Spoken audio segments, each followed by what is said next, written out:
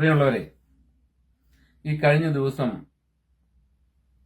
നമ്മുടെ മനുഷ്യ മനസാക്ഷിയെ തന്നെ ആകമാനം നടുക്കിക്കൊണ്ട് അല്ലെങ്കിൽ വേദനിപ്പിച്ചുകൊണ്ടാണ് ജിസ്മോളും 2 പെൺകുട്ടികളും മീനച്ചിലാറിൽ എടുത്തിയാടി മരിച്ചത്.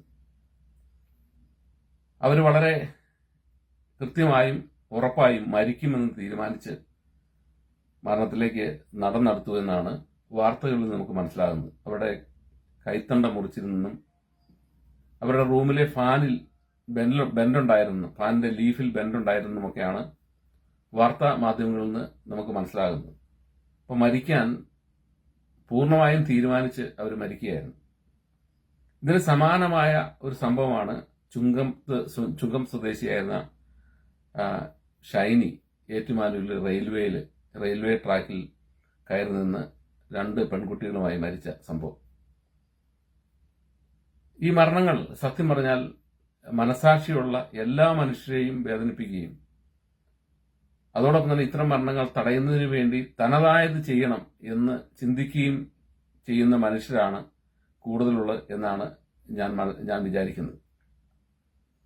ജിസ്മോളുടെ മരണവും ഇത്തരത്തിൽ വളരെ വേദനാജനകമാണ്.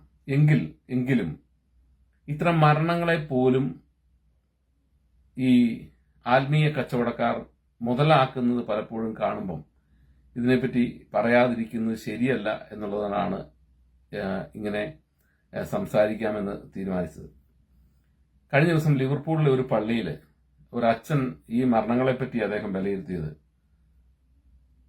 ഈ ക്നാനായ സമുദായത്തിൽ പൂർണ്ണമായും സാമ്പത്തികമൊക്കെ ഉണ്ടായിക്കഴിഞ്ഞപ്പം വിശ്വാസം നഷ്ടപ്പെട്ടുകൊണ്ടാണ് ഇത്തരത്തിലുള്ള മരണങ്ങൾ നമ്മുടെ കുടുംബങ്ങളിൽ ഉണ്ടാകുന്നതെന്ന് അദ്ദേഹം പ്രസംഗിച്ചുവെന്ന് ഞാനൊരു ഗ്രൂപ്പിൽ ചെന്ന് കഴിഞ്ഞപ്പോൾ അവിടെ ആളുകൾ സംസാരിക്കുന്നത് കേട്ടു.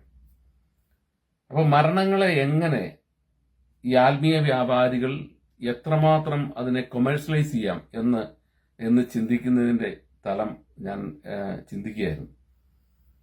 യഥാർത്ഥത്തിൽ ഇവര് ദൈവവിശ്വാസം ഇല്ലാത്തതുകൊണ്ടാണോ മരിച്ചത്? ഷൈനി എല്ലാ ദിവസവും പള്ളിയിൽ പോകുന്ന ആളായിരുന്നു, എല്ലാ ദിവസവും പ്രാർത്ഥിക്കുന്ന ആളായിരുന്നു.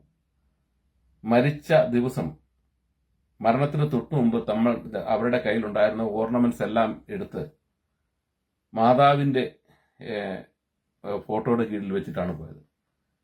അവര് വേറൊരു ആത്മീയ കച്ചവടക്കാരൻ നടത്തുന്ന ഒരു പത്രം സ്ഥിരമായി, എന്തായാലും പത്രത്തിന്റെ പേര് ഞാൻ പറഞ്ഞു, അത് അരച്ചു കഴിച്ചാലൊക്കെ അസുഖം മാറുന്നു. ഒരുത്തും പെട്രോൾ ടാങ്കിൽ പത്രം കീറിയിട്ടിട്ട് പെട്രോളില്ലാതെ വണ്ടി ഓടിക്കാന്നൊക്കെ പറഞ്ഞ സാധനമാണ് ആ പത്രം. ആ പത്രത്തിന്റെ പേരൊക്കെ മതി, എനിക്ക് അതിന്റെ പേരൊന്നും എടുത്തു പറഞ്ഞ കാര്യമില്ല. അങ്ങനത്തെ പത്രം വരുത്തിയിരുന്നയാളും അതോടൊപ്പം തന്നെ മാതാവിന്റെ ഈ ഉള്ള സ്വർണം കൂടി ഡെഡിക്കേറ്റ് ചെയ്തിട്ടാണ് ഷൈനി മരിച്ചു പോയത്. അപ്പൊ ഷൈനി വിശ്വാസിയല്ലായിരുന്നു. ഷൈനിയുടെ വീട്ടിലൊരു ഒരു പ്രീസ്റ്റ് ഉണ്ടായിരുന്നു. നമ്മുടെ എല്ലാം ധാരണ ഒരു വീട്ടിലൊരു അച്ഛനുണ്ടെങ്കിൽ ആ വീട് ഐശ്വര്യമായിരിക്കുന്നതാണ്. ഈ പ്രീസ്റ്റ് ഈ കൊലപാതകത്തിൽ ഒന്നാമത്തെ കൾപ്രിറ്റായിരുന്നു. അത് ഈ വൈദികൻ മനസ്സിലാക്കണം. ഈ പള്ളിയിൽ നിന്നുകൊണ്ട് ഈ ഊളത്തരം വിളിച്ചു പറയുന്ന വൈദികന് മനസ്സിലാക്കണം. അപ്പൊ വിശ്വാസി അല്ലാത്തതുകൊണ്ടാണോ ഷൈനി മരിച്ചത്? ഇനി ജിസ്മോളുടെ കാര്യം എടുക്കാം. ജിസ്മോള് അവിടുത്തെ പള്ളിയിലെ എല്ലാ ആക്ടിവിറ്റീസിലും ഉണ്ടായിരുന്ന ആളാണെന്നും അവിടുത്തെ സാമൂഹ്യ മണ്ഡലത്തിലുണ്ടായിരുന്ന ആളാണ്. അവരൊരു പഞ്ചായത്ത് പ്രസിഡന്റായി 8 മാസക്കാലം ജോലി ചെയ്തിട്ടുണ്ട്. അവർ പോസ്റ്റ് ഗ്രാജുവേഷൻ കഴിഞ്ഞ ലോയിൽ പോസ്റ്റ് ഗ്രാജുവേഷൻ കഴിഞ്ഞ് ഹൈക്കോടതിയിൽ പ്രാക്ടീസ് ചെയ്യുന്ന വക്കീലായിരുന്നു. ഇവരുടെ വീട്ടിലും കന്യാസ്ത്രീമാരും അച്ഛന്മാരും ഒക്കെ ഉള്ളവരാണ് എന്നാണ് ഞാൻ വാർത്താ മാധ്യമങ്ങളിൽ നിന്ന് കണ്ടത്. വളരെ വിശ്വാസത്തോടുകൂടി ആ പിള്ളേരുകളുടെയും ഭർത്താവിന്റെയും അവരുടെ ദൈവവിശ്വാസമാണ് യഥാർത്ഥത്തിൽ അവരെ മരണത്തിലേക്ക് നയിച്ചത്. ദൈവവിശ്വാസം എന്ന് പറയുന്നത് എന്താ? ഈ നമ്മൾ വിവാഹം കഴിച്ചാൽ ആ വിവാഹം എന്നത്തേക്കുമുള്ളതാണ്. അപ്പൊ അത് ഡൈവേഴ്സ് ചെയ്യാനൊന്നും ആർക്കും അവകാശമില്ല. 2 ഗ്രൗണ്ടിലെ ക്രിസ്ത്യൻ സഭ അത് ഡിവോഴ്സ് ചെയ്യാന്ന് പറഞ്ഞില്ല. ഒന്ന് ലുനാറ്റിക് ആയിരിക്കണം, അതായത് 7 years, after 7 years he still continuing as A lunatic person, നമുക്ക് വേണമെങ്കിൽ ഡിവോഴ്സ് ചെയ്യാം. അല്ലാത്ത പക്ഷം അഡൾട്ടറി പ്രൂവ് ചെയ്യണം. ഈ 2 ഗ്രൗണ്ടിലാണ് ക്രിസ്ത്യൻ മതവിശ്വാസ പ്രകാരം ഒരാൾക്ക് ഡിവോഴ്സ് ചെയ്യാവുന്നത്.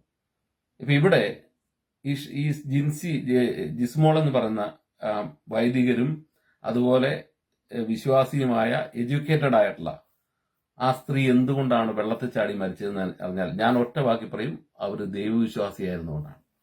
ദൈവവിശ്വാസി അല്ലായിരുന്നെങ്കിൽ അവരൊരിക്കലും മരിക്കേണ്ടി വരില്ലായിരുന്നു. കാരണം ദൈവവിശ്വാസി അല്ല ആയിരുന്നെങ്കിൽ ആ സ്ത്രീ ഈ സമൂഹത്തിലെ വളരെ ഉപരി ഘടനയിൽ നിൽക്കുന്ന ഒരാളാണ്. ഉപരിഘടനയിൽ നിന്ന വിദ്യാഭ്യാസം കൊണ്ട് ഒരാൾ LLB പാസ്സാകുക എന്ന് പറഞ്ഞാൽ അതിന്റെ അർത്ഥം അവർക്ക് സമൂഹത്തിലെ നിയമവ്യവസ്ഥയെപ്പറ്റി ബോധമുണ്ടാകുക. നിയമം എന്ന് പറയുന്നത് എന്താ? ജസ്റ്റിസാണ്. ആ ജസ്റ്റിസിനെ പറ്റി ബോധമുണ്ടാകുക എന്നുള്ളതാണ്. അപ്പൊ തനിക്ക് നിഷേധിക്കപ്പെടുന്ന ജസ്റ്റിസിനെ പറ്റി കൃത്യമായി ബോധമുള്ള ആ സ്ത്രീ എന്തുകൊണ്ടാണ് തന്നെ മർദ്ദിക്കുകയും തന്നെ വീട്ടിൽ അപമാനിക്കുകയും തന്നെയും തന്റെ കുട്ടികളെയും മുൻപോട്ട് ജീവിക്കാൻ സമ്മതിക്കുകയും ചെയ്യാത്ത സാഹചര്യം ആ വീട്ടിൽ സൃഷ്ടിച്ചപ്പോൾ എന്തുകൊണ്ടാണ് അവർ ആ ജസ്റ്റിസിന് വേണ്ടി പഠിച്ച, ജസ്റ്റിസ് സമൂഹത്തിന് ഉണ്ടാക്കി കൊടുക്കുന്നതിന് വേണ്ടി പഠിച്ച ആ സ്ത്രീ അവരുടെ സ്വന്തം ജസ്റ്റിസിൽ നിന്ന് മറന്നത്, അല്ലെ സ്വന്തം ജസ്റ്റിസ് എസ്റ്റാബ്ലിഷ് ചെയ്യാൻ ശ്രമിക്കാത്തത് എന്ന് ചോദിച്ചാൽ അതിന്റെ അർത്ഥം അവരിൽ രൂഢമൂലമായ അന്ധവിശ്വാസമായ ദൈവവിശ്വാസമാണ്. അതിന്റെ കാരണം ആ ദൈവവിശ്വാസത്തിന്റെ പേരിൽ ഇവരെ കെട്ടിച്ചു വിട്ടു. ഇവര് പറയുന്നു ഭർത്താവ് ദൈവത്തെ പോലെ ഭർത്താവിനെ സ്നേഹിക്കണം, ഭാര്യയെ സഭയെ പോലെ സ്നേഹിക്കണം എന്നെല്ലാം പറഞ്ഞാണ് കെട്ടിച്ചു വിട്ടത്.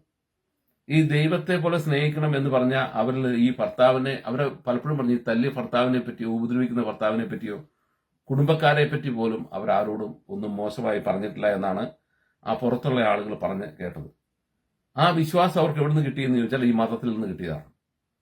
അപ്പൊ അതുകൊണ്ട് ആ മതവിശ്വാസി അല്ലായിരുന്നു, ദൈവവിശ്വാസി അല്ലായിരുന്നു എങ്കിൽ ജിസ്മോളും ഷൈനി പിന്നെ കുറച്ചുകൂടെ ശ്രമിച്ചു. ഞാൻ ഷൈനിയുടെ കേസ് ഡിഫറന്റ് ആണ്. ഈ ജിസ്മോളുടെ കാര്യത്തിൽ അതും രണ്ടാണ്. കാരണം ഈ ബോധം ഈ ജിസ്മോളിലില്ലായിരുന്നെങ്കിൽ നിയമപാണ്ഡിത്യമുള്ള ജിസ്മോൾ എന്തുകൊണ്ട് ഡൈവോഴ്സിന് ശ്രമിച്ചില്ല? അവർക്ക് ഇത്രയും വിദ്യാഭ്യാസമുള്ള ഒരാൾക്ക് എന്തുകൊണ്ട് ഒരു ജോലി ചെയ്ത് ജീവിക്കാൻ കഴിയുന്നുള്ള ആത്മവിശ്വാസം അവരിലുണ്ടാക്കിയില്ല. അപ്പോൾ ഒന്ന് അവരുടെ കുടുംബപരമായ അവരുടെ ഉള്ളിൽ ഉറഞ്ഞുകൂടിയ മതബോധത്തിന്റെ അടിസ്ഥാനത്തിൽ ഉറഞ്ഞുകൂടിയ അവരുടെ കുടുംബത്തിന്റെ പ്രാധാന്യം നഷ്ടപ്പെടും, അല്ലെ അവരുടെ കുടുംബത്തെ അപമാനിക്കപ്പെടും എന്നുള്ള അവരുടെ ചിന്ത. രണ്ട്, ദൈവത്തിന്റെ പേരിൽ അവരിൽ ഉറഞ്ഞുകൂടിയ ആത്മബോധം. ഇത് രണ്ടും കൂടെ കൂടി അവരുടെ ശരിയായ അർത്ഥത്തിൽ അവരെ അത് ചിന്തിപ്പിക്കാൻ തടസ്സപ്പെടുത്തി എന്നാണ് ഞാൻ മനസ്സിലാക്കുന്നത്. അല്ലെങ്കിൽ ജിസ്മോൾക്ക് എന്തുകൊണ്ട് ഈ സമൂഹത്തിൽ ജീവിച്ചുകൂടാ? ജിസ്മോള് ഇത്രയും വിദ്യാഭ്യാസം ഉള്ള ഒരാളാണ്, എന്തുകൊണ്ട് ഡൈവോഴ്സിന് പോയിക്കൂടാ? ഡിവോഴ്സ് എന്ന് പറഞ്ഞാൽ ഒരു പ്രോഗ്രസീവായ കാര്യമാണ്, അതൊരു തിന്മയൊന്നുമല്ല. ഡിവോഴ്സ് ഒരു പ്രോഗ്രസീവായ കാര്യം. നമുക്ക് രണ്ടുപേർക്ക് ഒരുമിച്ച് ജീവിക്കാൻ കഴിയാത്ത സാഹചര്യം എന്നാൽ ഡിവോഴ്സ് ചെയ്ത് പോകണം. അത് ഡിവോഴ്സ് അല്ലാതെ കൊലപാതകത്തിലേക്ക് പോകല്ല ചെയ്യുന്നത്. മനുഷ്യനെ ഫണ്ടമെന്റലി ജീവിക്കാനുള്ള വഴിയാണ് മനുഷ്യൻ അന്വേഷിക്കേണ്ടത്. അപ്പൊ ഡിവോഴ്സ് എന്ന് പറഞ്ഞാൽ ഒരു പ്രോഗ്രസീവ് അല്ലാത്ത കാര്യമല്ല, അത് പ്രോഗ്രസീവായ കാര്യം തന്നെയാണ്. എന്തുകൊണ്ട് ജിസമോൾ അത് ചിന്തിച്ചില്ല എന്ന് ചോദിച്ചാൽ ഈ ദൈവവിശ്വാസവും മതവിശ്വാസവും അവരിൽ ഏൽപ്പിച്ചിട്ടുള്ള ദുരഭിമാനമാണ് അതിന്റെ കാരണം എന്ന് പറയുന്നത്. ആ ദുരഭിമാനത്തിന്റെ അടിസ്ഥാനത്തിലാണ് ഈ ജിമ്മി എന്ന് പറഞ്ഞ ഈ മർദ്ദിച്ചു എന്ന് പറയുന്ന ഭർത്താവിനെ പറ്റി പോലും അവരൊരു മോശം വാക്ക് പുറത്ത് പറയുന്നത്.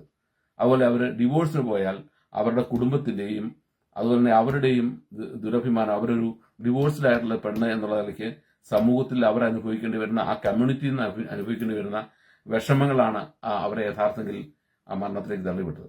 അപ്പൊ ഇവിടെ ഞാൻ ജിസ്മോളുടെ മരണത്തിൽ എനിക്ക് ജിസ്മോളുടെ മരണത്തെ സംബന്ധിച്ച് അത്ര ദുഃഖമില്ല. എന്റെ കാരണം എന്താണെന്ന് വെച്ചാൽ ജിസ്മോൾ ഈ സമൂഹത്തിൽ നിന്ന് നേടിയെടുത്ത വിദ്യാഭ്യാസം അത് ഫലപ്രദമായി ഉപയോഗിക്കാൻ ജിസ്മോൾക്ക് കഴിഞ്ഞിരുന്നെങ്കിൽ ആ കരുത്ത് നേടിയെടുക്കാൻ കഴിഞ്ഞിരുന്നെങ്കിൽ ജിസ്മോൾ മാതൃകയാവേണ്ട ആളാണ്.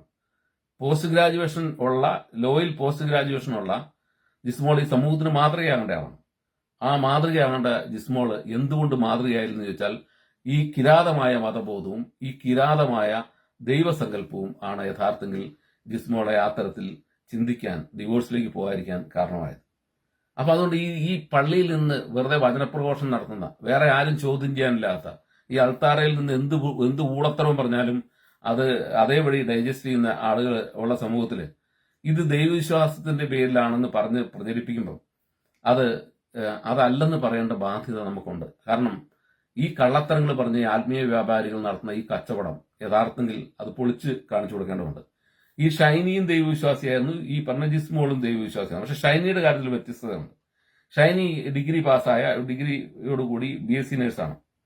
BSc നേഴ്സായ ഷൈനി ഒരു ജോലിക്ക് വേണ്ടി ശ്രമം നടത്തി, അതിജീവനത്തിനുവേണ്ടി ഡൈവേഴ്സ് പെറ്റീഷൻ ഫയൽ ചെയ്തിട്ടുണ്ടായിരുന്നു. അവർ അതിജീവനത്തിന് വേണ്ടി ജോലിക്ക് പോകാൻ വേണ്ടി ശ്രമിച്ചു. അവരുടെ എഫേർട്ടുകൾ പലതും നമുക്ക് തള്ളിക്കളയാൻ പറ്റത്തില്ല. ആ എഫേർട്ടുകൾക്ക് ശേഷമാണ് അവരെ വേദനിപ്പിച്ച എന്തോ ഒരു സംഭവം ഉണ്ടായി. അതിലെല്ലാം അവർ പരാജയപ്പെടുന്നു. എൻ്റെ 2 പെൺകുട്ടികൾ ഇവിടെ ഉപേക്ഷിച്ചിട്ട് പോയാൽ അവരുടെ സുരക്ഷിതത്വം ഒരുപക്ഷെ അവർ ഭയപ്പെട്ടിട്ടുണ്ടാവും.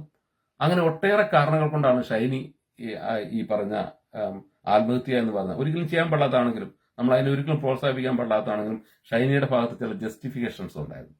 പക്ഷെ ജിസമോളുടെ ഭാഗത്ത് ഒരു ജസ്റ്റിഫിക്കേഷനും ഇല്ലെന്നാണ് എൻ്റെ അഭിപ്രായം. കാരണം ഇനി വീട്ടിൽ നിന്ന് പ്രൊട്ടക്ഷൻ കിട്ടിയില്ലെങ്കിലും ഫാദറിനോട് ഇത് പറയുമ്പം ഫാദർ തലക്കടിച്ചു എന്ന് പറയുമ്പം ഫാദർ തന്നെ പറയുന്നു പലപ്പോഴും പോയി അവിടെ പോയി കാര്യങ്ങൾ പറഞ്ഞ് സെറ്റിൽ ചെയ്യാൻ വേണ്ടി ഞാൻ ശ്രമിച്ചിട്ടുണ്ടെന്ന് ഫാദർ തന്നെ പറയുന്നു.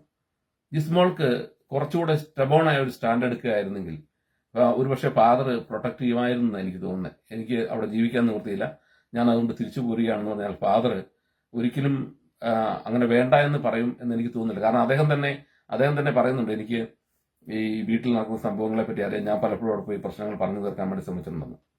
അപ്പൊ അങ്ങനെയാണ് ഇപ്പോൾ ഫാദർ ഒരു പരിധിവരെ പ്രൊട്ടക്ട് ചെയ്തേനെന്ന് എനിക്ക് തോന്നുന്നു. ഇനി ഫാദർ പ്രൊട്ടക്ട് ചെയ്തില്ലെന്ന് വെക്കുക, പൂർണ്ണമായും ഇപ്പം പല വീടുകളിലും ഒരു കെട്ടിച്ചുവിട്ട പെണ്ണ് വന്ന് നിൽക്കുമ്പോൾ അതിൻ്റെതായുള്ള ബുദ്ധിമുട്ടുകളുണ്ട്, പലതരത്തിലുള്ള പ്രശ്നങ്ങളുണ്ട്. അതൊന്നും സത്യസന്ധമായി നമുക്ക് നിഷേധിക്കാൻ പറ്റുന്ന കാര്യമല്ല. ഈ ഒരു 3-4 കുട്ടികളുടെ വീട്ടിൽ കെട്ടിച്ചുവിട്ട ഒരു പെണ്ണ് വന്ന് നിൽക്കുന്നു എന്ന് പറഞ്ഞാൽ ആ കുടുംബത്തിന് തന്നെ പ്രശ്നം, താഴെ കെട്ടിക്കാനുള്ളവർക്ക് പ്രശ്നം, അതുപോലെ തന്നെ ആ വീട്ടിൽ അസ്വസ്ഥതകളുണ്ടാവും. അത് നാച്ചുറലായിട്ടായിരുന്നു. പക്ഷേ ജിസ്മോളുടെ കാര്യത്തിൽ അതിൽ നിന്ന് വ്യത്യസ്തമായി നമുക്ക് കാണാനുള്ളത്, ജിസ്മോൾ നേടിയ വിദ്യാഭ്യാസം, ആ വിദ്യാഭ്യാസത്തിലൂടെ ഈ 2 കുട്ടികളെയും കൊണ്ട് ജീവിച്ച് ഈ സമൂഹത്തെ കാണിച്ചു കൊടുക്കാൻ ബാധ്യതപ്പെട്ട ആളായിരുന്നു ജിസ്മോൾ. ആ ജിസ്മോൾ അതിന്റെ ആ സാധ്യതകൾ ഉപയോഗിച്ചത് ഇവന് ഈ ജിമ്മി എന്ന് പറഞ്ഞ ഈ ഹസ്ബൻഡിന് നേരെ കൃത്യമായ ഡൈവോഴ്സ് പെറ്റീഷൻ കൊടുക്കുകയും ആ ഡിവോഴ്സ് പെറ്റീഷൻ എസ്റ്റാബ്ലിഷ് ചെയ്ത് അത് കോടതിയിൽ നിന്ന് വേഡിക്റ്റായി മേടിച്ച് അതിനുശേഷം സ്വന്തമായി ജീവിച്ച് കാണിച്ചു കൊടുക്കാൻ ബാധ്യതയുണ്ടായിരുന്ന ആളാണ് ജിസ്മോൾ. അത് സമൂഹത്തിന് മാതൃകയാണ്ട ആളാണ് ജിസ്മോൾ. ആ മാതൃകയാണ്ട ജിസ്മോൾ പരാജയപ്പെട്ടപ്പം അതിന് ഇനി ഒരു ന്യായവും പറഞ്ഞിട്ട് കാര്യമില്ല. എന്റെ കാഴ്ചപ്പാടിൽ ജിസ്മോൾ ഒരു നീതിയും അർഹിക്കുന്നില്ല. കാരണം ജിസ്മോൾ നേടിയ വിദ്യാഭ്യാസം അത്തരത്തിൽ ഉന്നതമായ വിദ്യാഭ്യാസമാണ്.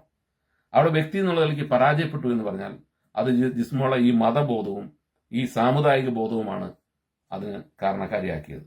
അതുകൊണ്ട് ഞാൻ ജിസ്മോളുടെ മരണത്തിൽ, ആ കുട്ടികളുടെ മരണത്തിലൊക്കെ നമുക്ക് ദുഃഖിച്ച മതിയാവും. പക്ഷെ ജിസ്മോളുടെ സൈഡിൽ നിൽക്കാൻ എനിക്ക് കഴിയുന്നില്ല. ഇത് സംഭവിക്കാൻ പാടില്ലാത്തായിരുന്നു. എങ്കിലും വ്യക്തിപരമായി ജിസ്മോളുടെ സൈഡിൽ നിൽക്കാൻ എനിക്ക് കഴിയാത്തതിന് കാരണം ജിസ്മോൾ ഉയർന്ന് പ്രവർത്തിക്കേണ്ട ഉത്തരവാദിത്തപ്പെട്ട ആളത് ചെയ്തില്ല എന്നുള്ളതുകൊണ്ടാണ്.